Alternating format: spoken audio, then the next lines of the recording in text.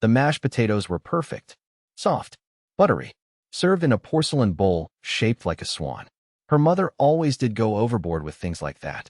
There was classical music playing in the background, real silverware, wine from a bottle I couldn't pronounce. And then her dad said it. "So, you've been pretty quiet tonight." Just 6 words. 6 stupid, polite words. I gripped my fork tighter. Across from me, she was laughing at something her mom said about a neighbor's ugly mailbox.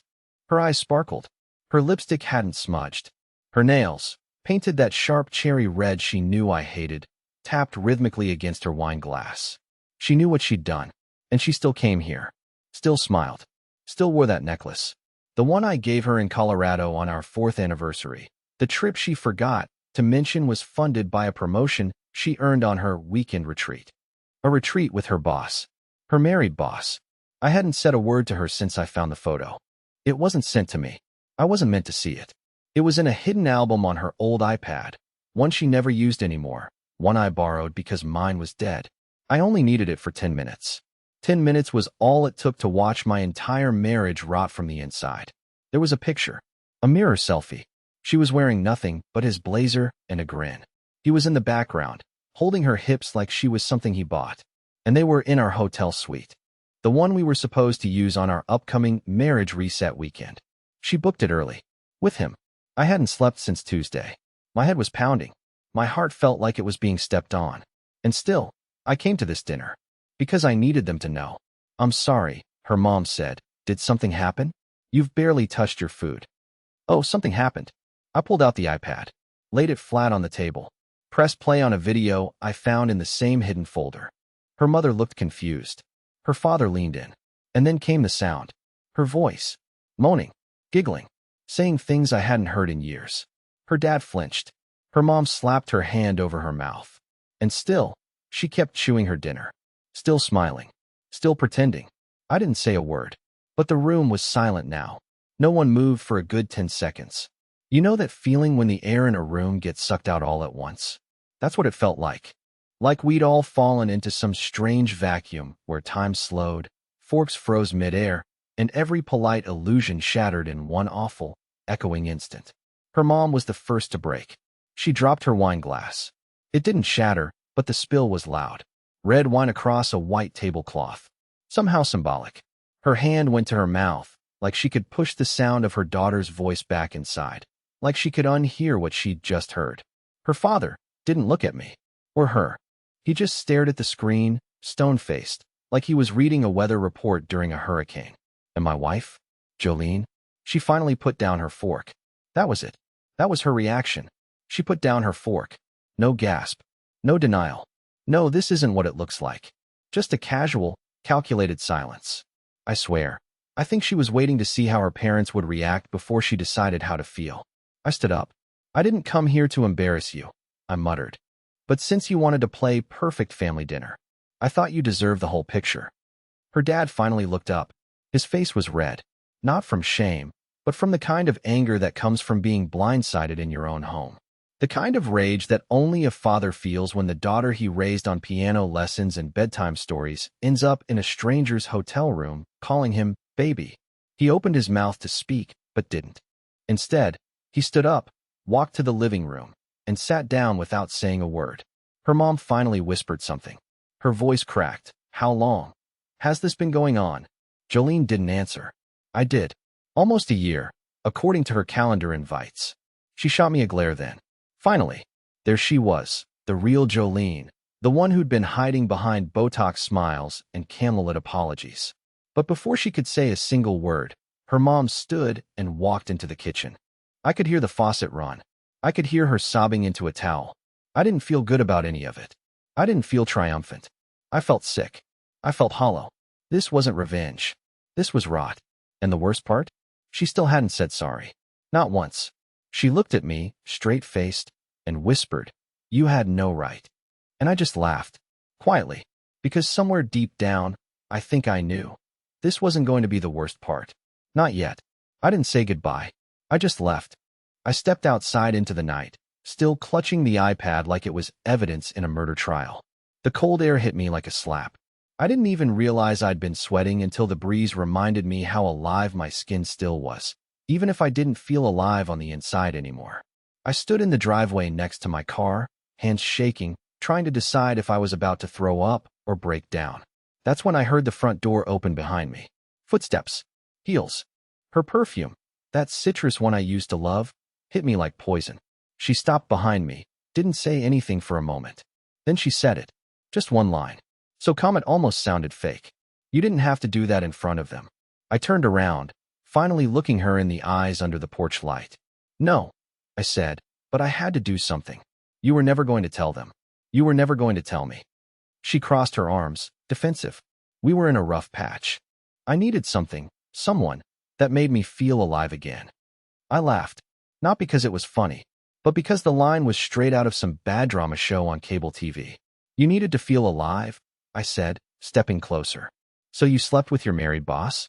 And then lied about it for a year, while letting me spend every Saturday fixing up that stupid sunroom for US? She flinched, but only for a second. I didn't mean for it to go that far, she whispered. Yeah. I raised the iPad. The lingerie selfies? The wine dates? The hotel suite under his credit card? Which part wasn't supposed to go that far? She didn't answer. She was good at not answering. That had always been her talent, smiling through deflection. But not this time. So what now, she asked. You gonna run to my friends next? Post it all online. Humiliate me more? I shook my head. No. I'm going to do the one thing you never thought I had the guts to do. She blinked. What's that? I opened the car door, sat down, and looked her dead in the eyes. Leave. Then I shut the door and drove off. No screaming. No slamming. No apologies. Just a gaping silence in the rearview mirror. But I knew this wasn't over. Not even close. People like her, they don't let go unless they're forced to. And I had a feeling she'd be showing up again.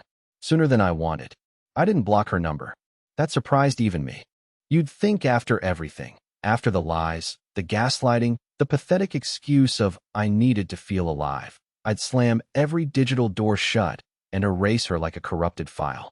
But no, I left the line open. Maybe because I wanted to see what she'd say once the silence started echoing back. Turns out, nothing. Not at first. No texts. No calls. Not even one of those lame "Are you okay?" messages. Just radio silence from someone who used to send me heart emojis during lunch breaks and "good night, my love" voice memos when she was out of town. I moved out 3 days later. I didn't tell her. Didn't leave a note. Just packed the essentials. My clothes, Rufus's things, a few old photos I still couldn't bring myself to throw away, and left the key on the kitchen counter like a gravestone. That house didn't feel like home anymore. It felt like a crime scene that hadn't been cleaned up. Every drawer, every closet, every light switch had fingerprints of betrayal on it. I rented a tiny furnished apartment across town.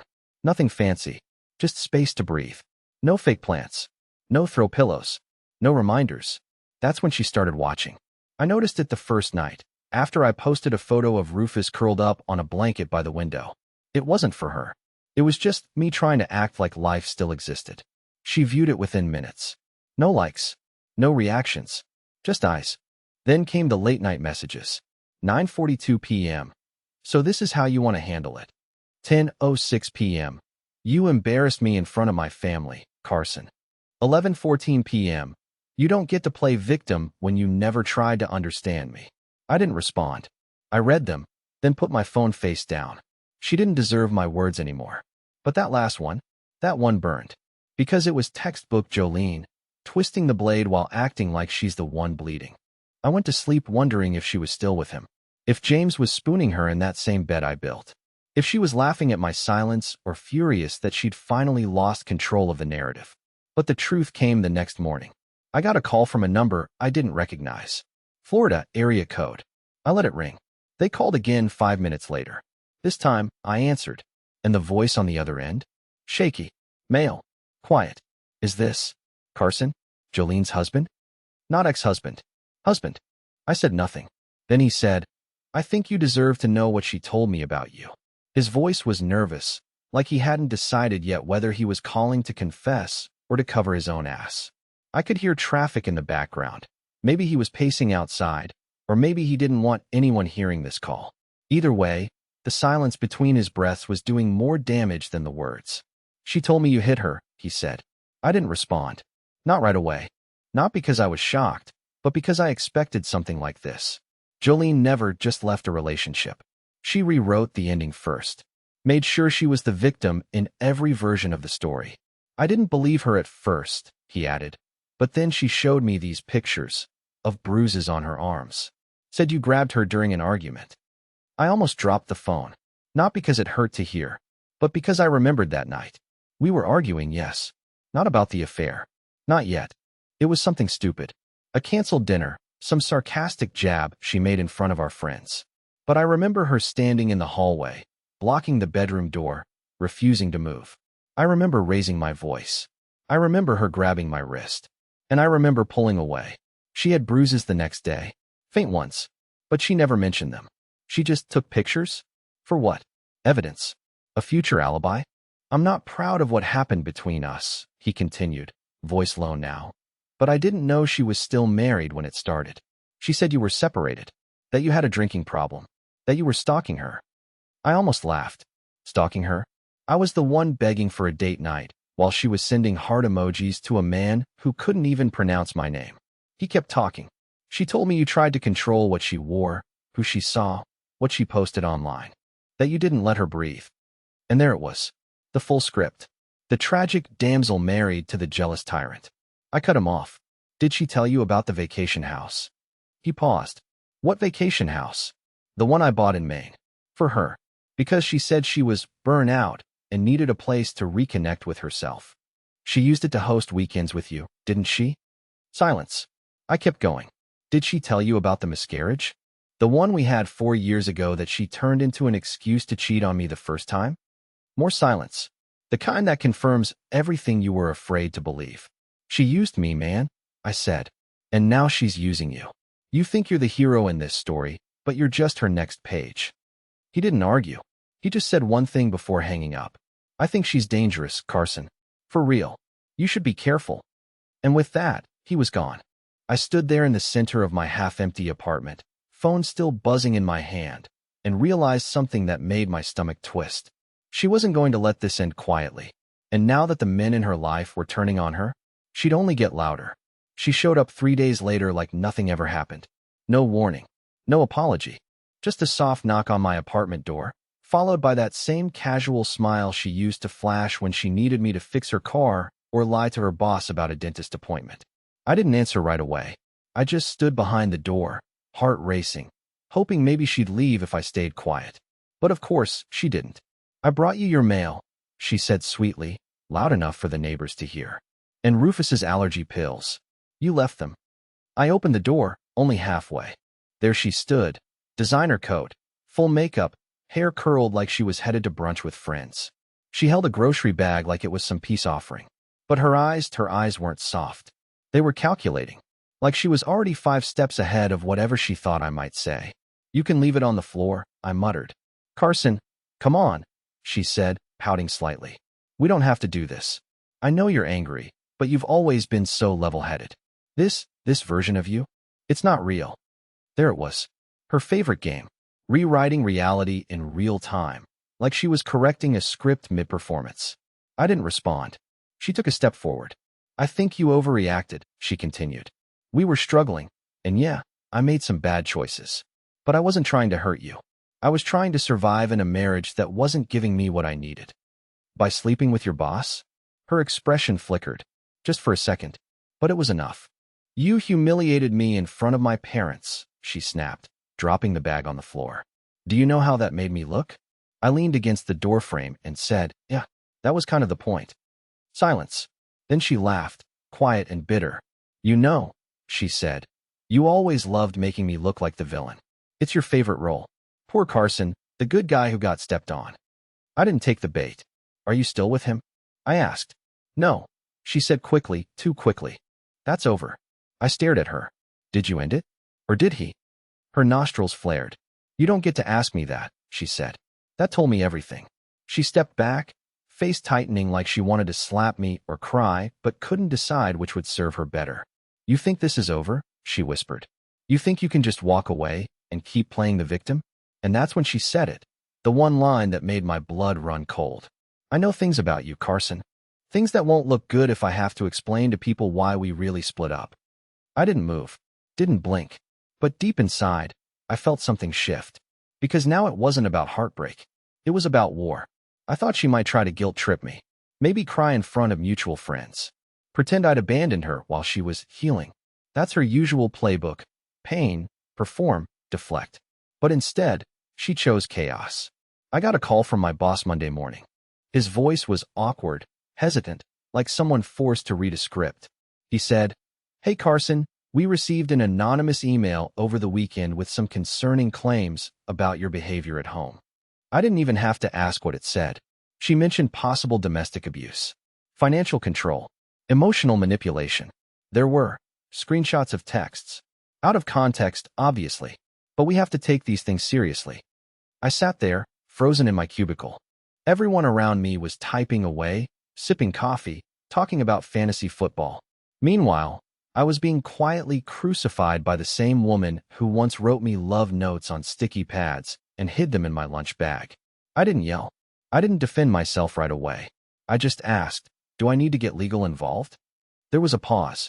Then, might be smart to talk to someone. Just to be prepared. Prepared for what, though? The fallout?